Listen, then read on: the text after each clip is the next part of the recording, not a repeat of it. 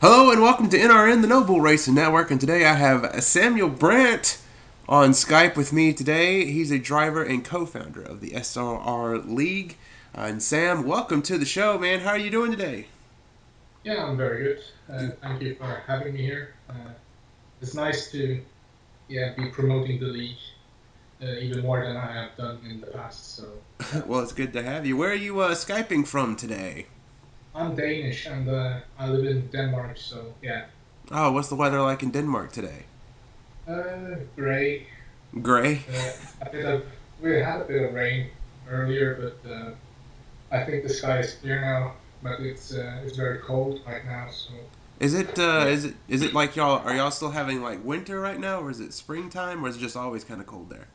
no, we had like a week of summer weather with A I think week. it was like only a week. It was like uh, 25 degrees outside Oh my uh, for God. one for 1 week, and then it just went back to being cold again. So So, hang on. So when you talk about, just so us Americans can understand this, when you talk about summer being a week at 25 degrees, 25 degrees was your summer? yeah, that's summer for us. Oh my So God, that sounds miserable. yeah, I know most of like Southern Europe, and I can imagine America as well. 25 degrees is relatively cold. Oh, we would So riot. We would be so pissed off. But yeah, if it gets above 30 degrees, it's like a really hot summer here in Denmark. Oh my God, that sounds horrible. That sounds Uh, horrible. We've been complaining because our winter has seemed to go on way too long. You know, it seems like winter wouldn't let us go, and we were talking like, oh my gosh, can you believe it's 50 degrees? Like it's so cold. That's incredible. yeah, That's incredible. So uh, how did you become involved in SRL way back when? yeah. It's kind of a funny story because I think it was an evening where I was watching a live stream from one of the F1 YouTubers, Yeah. and Sandro coincidentally he was watching the stream as well, and he was trying in the chat. He was trying to get new drivers to join the league he was trying to create. So yeah, and I was the only one to reply. I said I wanted to join because I got a little bit into Formula One, and I wanted to raise some fair drivers because, to be honest, if you just jump into an open lobby, it's mostly not going to be too fair. But Oh yeah, it's a yeah, mess. It's an absolute mess. yeah. So I said I wanted to join, and yeah, that's how it started, basically. So you guys were you essentially the first two drivers to really get SRL going? I wasn't Sandro. He was the first driver, of course, but I Yeah. think one of his friends from his school, I believe he said it in his own interview, Oh yes. that he had a friend who joined before me. But yeah, I think I was the third driver to join, and I'm the only one apart from Sandro that has been there since the start. And this season, how would you rate your season so far this year in this third season? How do you think you've been doing so far? I haven't been doing up to like what I expect from myself. As many people like who have been following the league from day one, they know that I finished third in the standings in season one. Granted that the competition wasn't that high in season one because we were not as many drivers, but I still finished third. And then in season two, I managed to finish sixth, where most of the drivers, the top drivers that we have today, still they had joined at that point. So it was an achievement, I would say, when I'm looking back on it. And this season has just been a mess, to be honest. Um, with with I think I did the first five races, then I essentially retired, and then I came back for I don't know. I don't remember what race it was. I think it was Malaysia I came back for, or it might be wrong. I don't know. I came back after like, what was it? About half of the season was done. as a test driver and a reserve driver, and that's essentially what I've been doing ever since then. I've been reserve driver for Haas, so yeah. Why the decision to? Why did you feel the decision to become just a reserve driver? And do you see a future where you get back as a main driver in the league? Yeah, to like, I decided to become a reserve driver first of all because I didn't really have the passion for Formula One at that point anymore. Yes. So I wanted to get out of it, and at that point also Gran Turismo Sport had launched, and I was a little bit more into that because the cars are a little bit different, handles in a different way. So, but I lost the interest. That's the main point, and about the other thing, being a main driver for season 4, I am a main driver again. So Oh, good. yeah. Good. Yeah. So you were talking about Gran Turismo Sport. Is there any uh, idea in the future that you guys will create a league in Gran Turismo Sport? Yes, for season 4 in the Formula One League. Uh, Along with that, we're gonna have the first season of the Gran Turismo GT3 Championship. So it's also gonna start up at about the same time as the Formula One League. That's Uh, excellent because I love GT racing, so I am looking forward to seeing that. yeah, and I think also as my personal preference, I think I'm gonna be focusing more on GT3 racing than Formula One, to be honest, hmm What kind because of I value my chances a little bit higher in the in the GT? GT3. What Yeah. kind of car are you looking to drive in the GT class? I'm driving. Well, the rules are that we are able to choose two different cars or Uh-huh. two GT3 cars, and I've gone with the Corvette, the CR7 GT3 car, Nice, and nice. yeah, That's a good choice. and also the Toyota FT1 GT3. Oh, very nice. I love that. I love that Corvette, and I actually had the chance to go watch the 24 Hours of Daytona this year. And Oh, I want to tell you that out of all the cars in the field, you can pick out that Corvette. yeah, Um, because of the bright yellow color. that and Yeah. just the way it sounds, it's just got this guttural engine Oh, tone that the rest of the cars don't have, and you know when it goes by, you're like, "Yep, that was the Corvette." You just can pick that car out just by the way it sounds. It's so powerful. Um, yeah. it was amazing to see. So I can tell you're a really big race fan by your Instagram page. What types of racing do you enjoy, and do you have any drivers that you look up to? Um, it's kind of a mixed pack. When my favorite uh, motorsport would be Formula One, Uh huh. because I think it's the most demanding sport over a whole season. You could argue that endurance racing is just as what do you say, demanding to complete a season, but I still think Formula One has that glamour to it. Then, so I think that is my main motorsport, to be honest. But I still love going to smaller motorsport like Formula 4 Uh huh. and Formula 2, and of course also GT racing, all kinds of GT racing.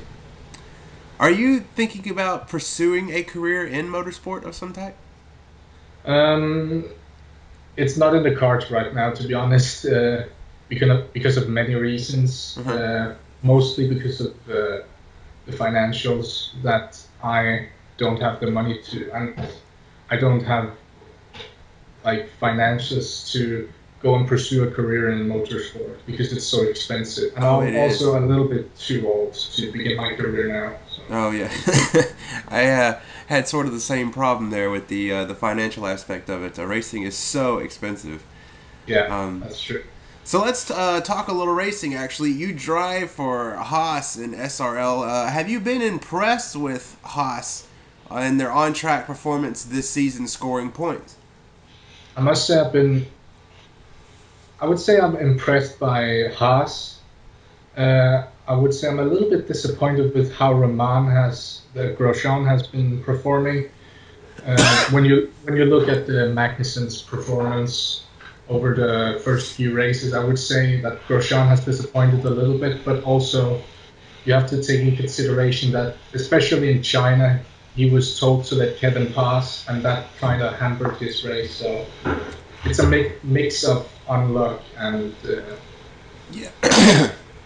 Yeah, and the that was bad actually performing. yeah, and that was actually the next question I was going to ask you was, I mean, who do you think is better, Kevin Magnussen or Grosjean? I was literally going to ask you that, and it sounds like you think Kevin Magnussen is better. And I was wondering, do you think because Grosjean's career has always been, I don't think he's. Do you think Grosjean has ever lived up to his performance?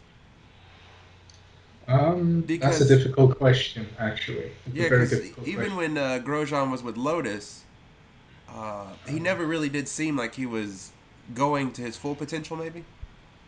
I think when he was, let's start off with his Renault career. When he was there briefly, he was shadowed by Alonso when Oh they yeah, were teammates. yeah. And when he moved to Lotus, he was shadowed by Kimi Raikkonen was when Raikkonen was there.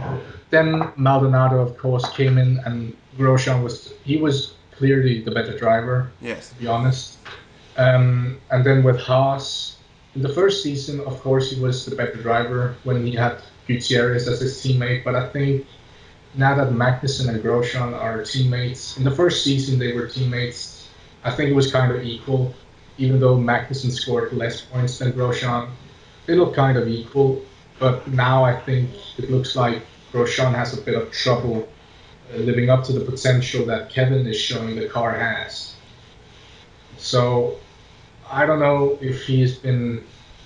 I would say he has not lived up to his potential throughout his career. Um, Grant, like if you look at his teammates when they performed at their best. So yeah, I would agree with you. I would agree with you on that. It definitely seems that for a while there, I mean, Grosjean I thought was a really good choice. When Haas picked Grosjean, I was like, okay, that's a good choice. They've got experience there. But it does seem yeah, like Kevin Magnussen is slowly becoming the top driver for that team this year as well. And I think Grosjean's starting dead last tomorrow. he might be. I didn't watch Q1, but he did have a gearbox issue. I heard. Yeah, So I think he's dead last on the field for uh, tomorrow's race. I'm really looking forward to tomorrow's race. Actually, that's one of my favorite racetracks on the calendar is Baku, and I was just curious, who do you think is going to take the win on Sunday? Do you think Ferrari can keep it up over Mercedes? I don't know. I think it's a difficult choice. If you look at the qualifying pace, it would be easy to say Sebastian Vettel. We're going to take the race with Hamilton and Bottas being a little bit behind on the qualifying pace, but I think it's a difficult choice. Of course, you have to stay out of trouble in Baku. That's the main factor here. Which is hard to do at a track like that. Yeah, that's true. So I think it's. I'm gonna say Sebastian Vettel, but it could be completely different on Sunday, like tomorrow. Could be completely different results.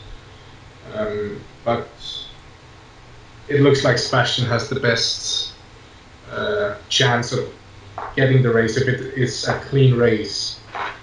So yeah, And do you have an opinion on why Mercedes hasn't been able to win a race this season? Do you think that it's just literally everyone has finally figured out what they're doing? I don't know. I was actually expecting Mercedes to be fast this race because it's a power track with the Yeah, sure is. sector one and three being mainly just straight, going full throttle. So I was impressed with Sebastian and also Kimi Raikkonen. Unfortunately, he wasn't able to the I would say last corner. He coughed it up and lost massive time. He was on for a pole position lap. Oh yeah, So that was disappointing. I was disappointed. I was rooting for him, and he was fastest in the first two sectors, and he just got the back end of the car out in sector three. I was like, no. yeah, exactly. uh, So I think I don't know what it is that has done it so the Mercedes hasn't won. Maybe a mix of two other teams, Red Bull and Ferrari, figuring out what Mercedes did so good. the previous seasons, and also Mercedes not being lucky, especially in China with the safety car. Bottas was on for a win there, definitely after Ferrari managed to screw up Sebastian and Kimi's pit stop strategy.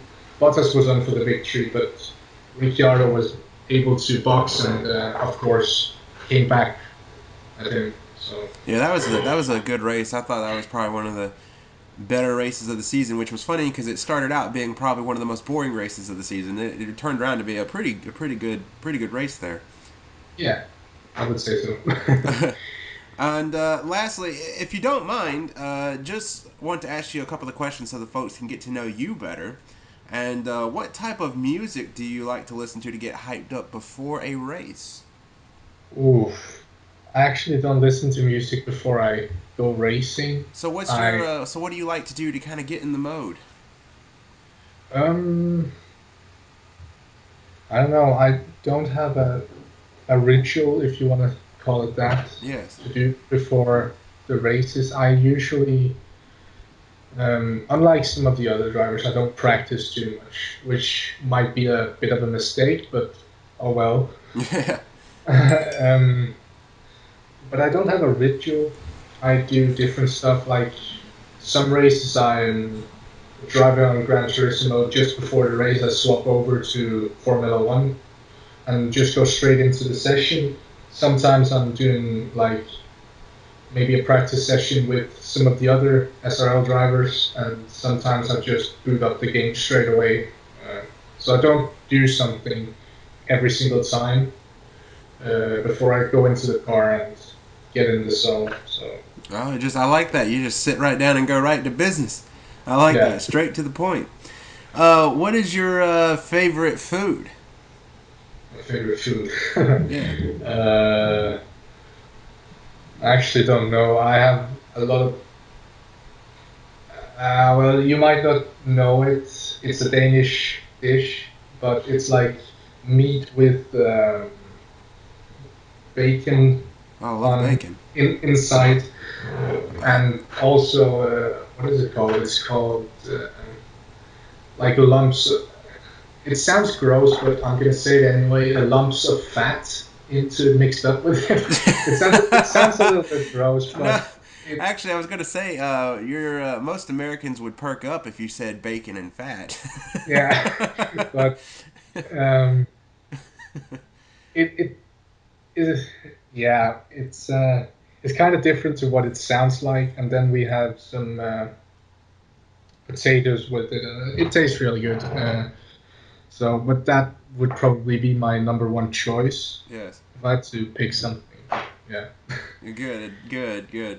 Well, Sam Brand, it was a pleasure getting to chat with you today. And are you going to be in the car at Japan? It depends. It depends of like if either Yannick or Jesper can't make it. Yeah, If they both make it, of course, I won't be in the car. yeah. But yeah, So we'll I just have guess to. I'll know before, like maybe one day before I need to go into the car. But we'll see. All right. Well, we look forward to seeing you out on the track, and best of luck with the rest of your season. And we look forward to seeing what you're able to do in the GT3 stuff. Yeah, I hope I could be a little bit better than what I've been this season in Formula One, but doesn't take too much to improve on that result though. Yes. So yeah, All right. Well, Sam Brand, take it easy. Enjoy that cold weather that you've got. And we'll talk to you later. yep. All right.